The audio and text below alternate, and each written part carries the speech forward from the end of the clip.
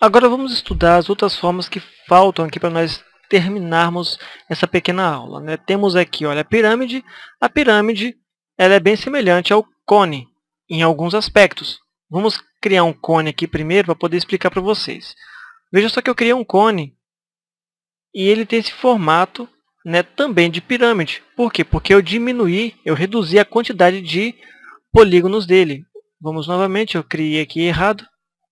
Acabei clicando fora. Pronto.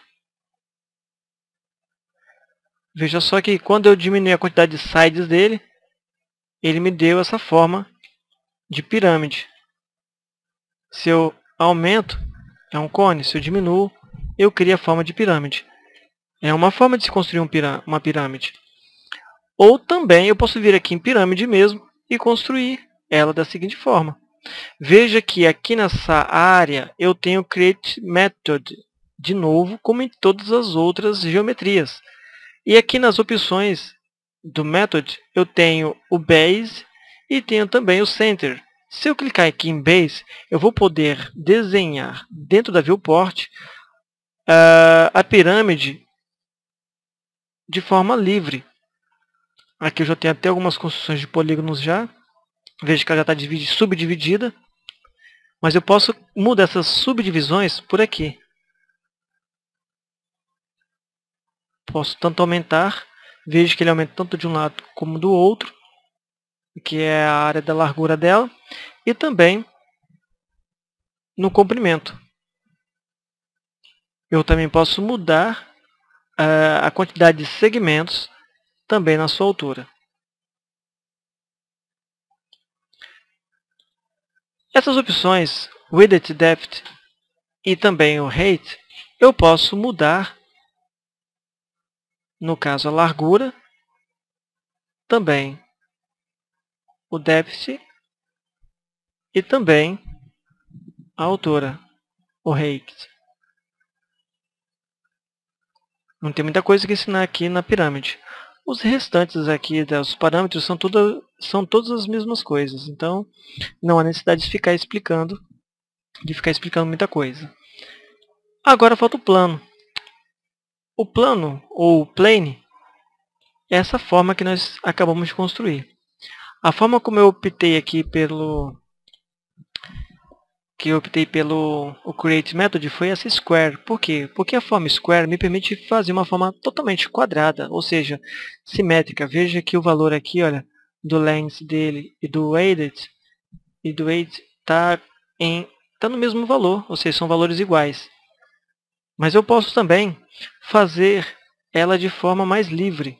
Vamos pegar, por exemplo, deletar isso aqui, vamos clicar em plano e vamos aqui em Creation Method, vamos clicar em Rectangle.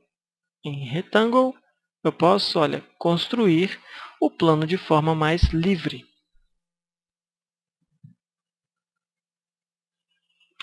Novamente, vamos criar o plano aqui em cima desta área. E também aqui em Parameters, eu posso escolher essas opções de alterar o tamanho pelas mesmas janelas onde estamos já acostumados aí. Da mesma forma, também podemos aumentar a quantidade de segmentos. Perceba que se você girar o plano de cabeça para baixo, você não vai ter fundo nenhum. Se eu apertar a tecla F4, você vai perceber que realmente o nosso plano ele é invisível do outro lado, no verso dele. Por que isso aí? Porque o 3D Max e muitos programas, eu acredito que todos, ele considera o seguinte, que para poder reduzir a quantidade de processamento, um plano não precisa ter dois lados, porque provavelmente o outro lado não vai ser visto. Então, se o plano quiser ser visto do outro lado, eu tenho que marcar uma opção, digamos, seguinte, onde o plano pode ser visto do outro lado, se eu optar. Ou então, o plano deveria ter uma espessura para que ele possa ser visto do outro lado. Por quê? Porque ele considera o seguinte, que esse lado aqui gastaria um certo processamento. Sendo assim, é melhor deixar apenas um lado visível. E essa opção aqui também, o Render Multipliers, ele fala o seguinte: digamos que eu tenho aqui, olha, um plano na cena, que é o nosso caso, e eu quero, por exemplo, multiplicar esse plano, fazer com que ele fique bem maior, só que eu não quero fazer ele aumentando por aqui, ó. Nem assim. Mas eu quero, na hora de renderizar, no caso é gerar uma imagem. Eu quero que ele faça apenas isso na renderização. E aqui, olha, nessa opção Render Multipliers, eu posso escolher essa opção. Temos aqui, olha, o Density e o Scale. Então, esse Density aqui nós não vamos explicar agora, porque não vai ser necessário, porque não vai mostrar, não vai fazer nenhum efeito agora. Mas esse aqui eu posso fazer para mostrar para vocês. E vamos então, olha, clicar nesta área e vamos digitar um valor qualquer, digamos 10. E vamos agora apertar a tecla F9. A tecla F9 ela gera a imagem, ou também chamado de renderização. Veja só que ele criou um plano. Mas veja só, ele ficou muito grande na tela. O que acontece aqui é o seguinte: vamos diminuir aqui para o valor inicial, que é o valor 1. E veja só que aqui eu tenho uma área. Essa área está marcada, que é a área de perspectiva. O correto é que, quando eu renderizar, ele capture essa tela aqui, olha, que você está vendo. Para fazer o teste, vamos apertar a tecla F9. E veja só que é realmente a tela que está selecionada. Se eu vier aqui, por exemplo, e colocar esse retângulo num canto da tela, só estou mexendo na pan, ou seja, na visão de câmera, e colocar ele bem aqui e fazer um render, F9, veja que ele ficou realmente no plano. Eu não mexi o plano, simplesmente mexi na câmera, segurando, no caso, o botão do meio do mouse. Se eu vier aqui e colocar outro valor, 20, por exemplo, eu não mexi na câmera. Só coloquei um pouquinho para cima.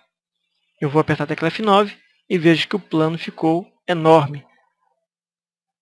Mas isso só acontece também na visão do render. Não foi um zoom que aconteceu aqui. Foi exatamente o plano realmente que aumentou. Ele fez uma multiplicação dos planos, um do lado do outro, até criar esse tamanho, que ficou, no caso, grande na renderização. Vamos colocar no valor 1 aqui, e quando renderizar, ele volta ao tamanho normal. Vamos apagar. E, por último, temos a Teapot. A Teapot é essa ferramenta que vocês estão vendo. Não é necessariamente uma geometria, mas é uma forma que muitas pessoas dizem que, na verdade, é difícil de se construir. Então, provavelmente a Autodesk deixou ele já disponível para que você não tenha o trabalho de fazê-la. Ela é uma forma que você pode construir mesmo à mão livre. E também você pode escolher alguns parâmetros aqui para poder modificá-la. Por exemplo, né, temos essas opções do Creation Method, temos o Keyboard Entry, mas os parâmetros que nós vamos utilizar são esses aqui. Olha. Veja que eu posso aumentar o raio, posso aumentar o número de segmentos dele. Veja que fica, para poder ficar um pouco mais arredondado. Eu posso também, olha, aqui em Teapot Parts, eu posso escolher, ó, tirar o corpo dela, ou tirar a alcinha que escolhe, que segura. Temos isso aqui também, a parte do bico e essa tampazinha. São as coisas que eu posso escolher para poder tirar. Então é para isso que serve a Teapot. Pode ser que você nunca vá usar uma Teapot dentro de uma cena, mas se por acaso for necessário usar, você não precisa construir. E é isso aí, pessoal. Já dá para você, então, no caso, brincar aí, olha, construindo suas geometrias dentro da cena.